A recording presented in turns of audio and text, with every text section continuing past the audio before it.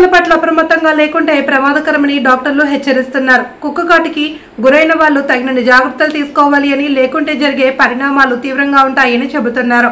అనకాపల్లి జిల్లా సబ్బవరంలో కొంతకాలంగా కుక్కల బెడద ఎక్కువైంది. ఏ వీధిలో చూసినా గ్రామ సింహాలుగా పిలువబడే శునకాలు దర్శనమిస్తున్నాయి.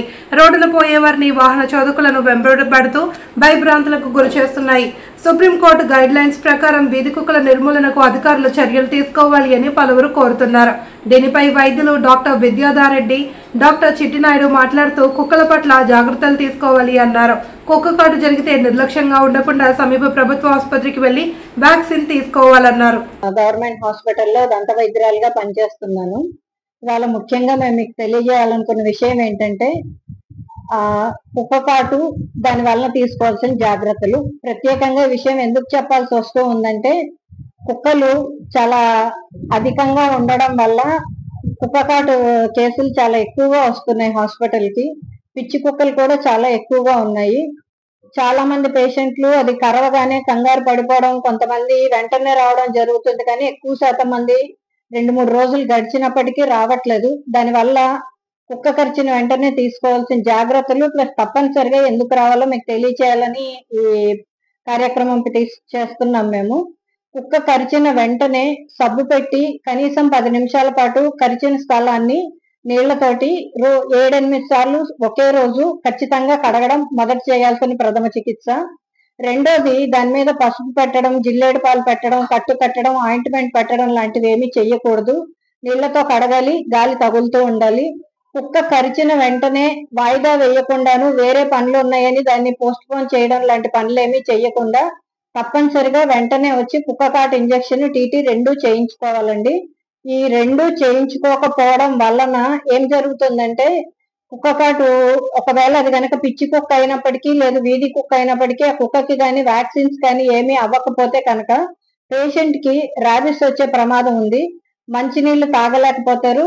కుక్క కరిచిన వెంటనే రావాలని లేదు. 3 నెలలు కానీ 6 నెలల తర్వాత అయినా సరే ఇది ర్యాబిస్ వచ్చి పేషెంట్ కి ప్రాణాంతకం అవుతుంది. మరణం తప్ప అల్టిమేట్ గా ఇంకొక ట్రీట్మెంట్ ఏమీ లేదు. కాబట్టి దయచేసి మిమ్మల్ని అందరినీ మేమేమి అభ్యర్థిస్తున్నామంటే, కుక్క కరిచినప్పుడు నిర్లక్ష్యం చెయ్యకుండా సబ్బుతో కడగండి. వెంటనే గవర్నమెంట్ హాస్పిటల్కి రండి. ఎన్ని డోసులు పడతాయన్నది మీకు ఎంత దెబ్బ తగిలింది అన్న దాన్ని బట్టి ఉంటుంది. ఖచ్చితంగా 4 డోసులు కానీ 5 డోసులు కానీ మీ వైద్యులు ఎలా మీకు సలహా ఇస్తే ఆ సూచన మేరకు పాటించి మీరు ఖచ్చితంగా చేయించుకోవాలి. రెండోది, మీ పంచాయతీల్లో అధికంగా కుక్కలు ఉంటే కనుక ఖచ్చితంగా మీ సచివాలయాల్లో కానీ మీ రెవెన్యూ ఎంఆర్ఓ ఎండిఓ ఆఫీసుల్లో కానీ ఇన్ రైటింగ్ కంప్లైంట్ ఖచ్చితంగా అందచేయండి. ఎక్కువ కుక్కలు ఉన్నాయి, వాటి వల్ల బాధింపబడుతున్నామో యాక్షన్ తీసుకోమని తెలియచేయండి. దయచేసి ఈ విషయాన్ని ప్రతి ఒక్కళ్ళు గమనించుకొని కుక్క కాటు బారిన పడకండి.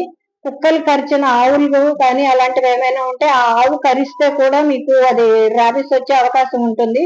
రైతులు అధికంగా ఉన్నారు కాబట్టి ఈ విషయాన్ని కూడా గమనించవలసిందిగా ప్రార్థిస్తున్నాం. ఇప్పుడు మనకి గ్రామాల్లో అందరూ కూడా పెంపుడు కుక్కలు పెంచుకునే అలవాటు ఎక్కువైంది. కానీ వాళ్ళు తగిన జాగ్రత్తలు తీసుకోవట్లేదు. ముందుగా పెంపుడు కుక్కలు పెంచుకున్న వాళ్ళందరూ కూడా పుట్టిన దగ్గర నుంచి ఖచ్చితంగా వాటికి పాముల మందులు పట్టుకోవాలి. అలాగే ఆ వ్యాక్సినేషన్ షెడ్యూల్స్ని కూడా పాటించవలసిన అవసరం ఉంటుంది. పుట్టిన తర్వాత ఖచ్చితంగా 45 రోజులకి వ్యాక్సినేషన్ చేయించుకోవాల్సిన అవసరం ఉంది, వైరల్ వ్యాక్సిన్స్. అలాగే 45 డేస్ తర్వాత మళ్ళీ 1.5 మంత్కి మళ్ళీ ఇంకొక డోసు వ్యాక్సిన్ వేసుకోవాలి. అలాగే 3 మంత్స్కి ఖచ్చితంగా యాంటీ రేబిస్ వ్యాక్సిన్ వేయించుకోవాలి. అలాగే 6 మంత్స్కి మళ్ళీ ఈ వైరల్ వ్యాక్సిన్ వేయించుకోవాలి.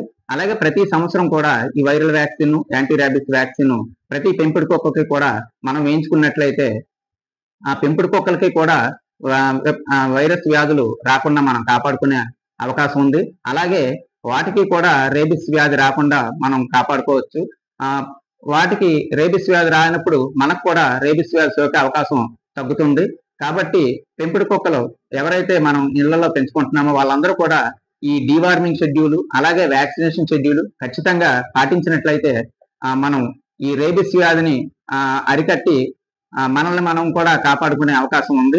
అంతేకాకుండా చాలా మంది పెంపుడు కుక్కలతో ఆడుకోవడం అవి చిన్నపిల్లలు ఎక్కువగా చేస్తుంటారు.